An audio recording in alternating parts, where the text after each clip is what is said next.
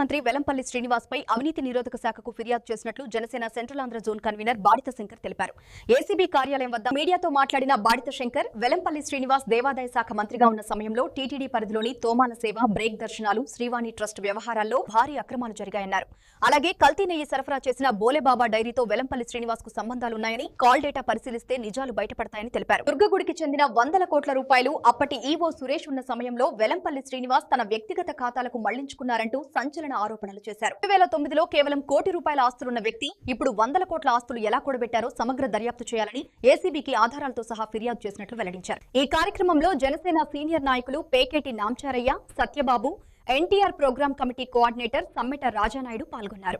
Janasena party తరపున ACP అధికారి అయిన అతుల్ సింగ్ గారికి విజయవాడ పశ్చిమ నియోజకవర్గం అనేటువంటి మాజీ మంత్రివర్యులు వెల్లంపల్లి శ్రీనివాస్ గారి మీద ఫిర్యాదు చేయడం జరిగింది. వారు 2009 నుంచి 2014 వరకు, 2014 నుంచి 2024 వరకు, 2019 నుంచి 2024 వరకు వారు మంత్రిగా ఉన్న సమయంలో, దేవాదాయ శాఖ మంత్రిగా ఉన్న సమయంలో వారు చేసిన అక్రమాల మీద మేము ఏసీపీ గారికి ఫిర్యాదు చేయడం జరిగింది. మరి కల్తీ లడ్డు వ్యవహారంలో వారు యాన్మేల్ కలవలేదని నిన్న ఫిర్యాదు చేయడం జరిగింది. అసలు కల్తీ అంటూ జరిగింది కదా అని వారే నిన్న ఒప్పుకున్నారు. కల్తీ అంటే ఏదైనా కల్తీయే కదా.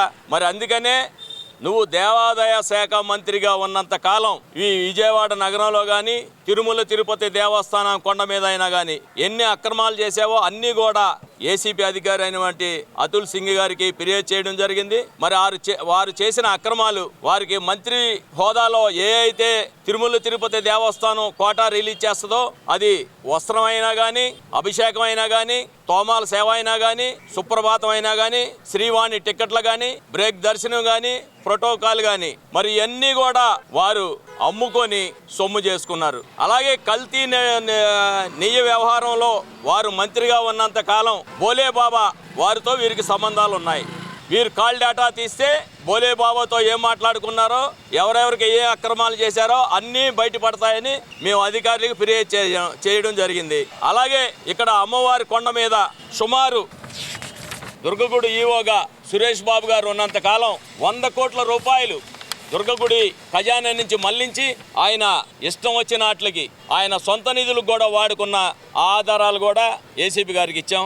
అలాగే వారున్న టైంలోనే, వారు మంత్రిగా ఉన్న టైంలోనే జైలు జీతం గడిపిన ఒక అధికారి, దేవాదాయ శాఖలో అధికారి, వారిని అడ్డు పెట్టుకొని వారికి అర్హత లేకపోయినా దరిదాపు 250 పైగా భూము ఎన్ఓసీలు జారీ చేశారు.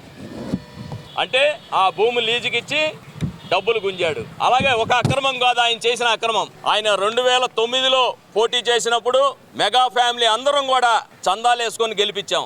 ఈ రోజు ఆయనది 100 కోట్ల ఆస్తిపరుడు. వీటిలన్నిటి మీద కూడా ఏసీబీ గారికి ఇచ్చి దర్యాప్తు చేయమన్నాం, దర్యాప్తు చేసి అరెస్ట్ చేయమన్నాం. వీటిలన్నిటి మీద విచారణ చేస్తామని మాకు హామీ ఇచ్చారు. అలాగే 2009 నుంచి 2014 వరకు ఆయన ఆస్తులు చిట్ట దరిదాపులు 1 కోటిన్నర, ఇప్పుడు ఆస్తులు వచ్చి 100 కోట్లు ఉన్నాయి. దీని మీద విచారణ చేయమని కూడా అధికారికి ఇచ్చాం.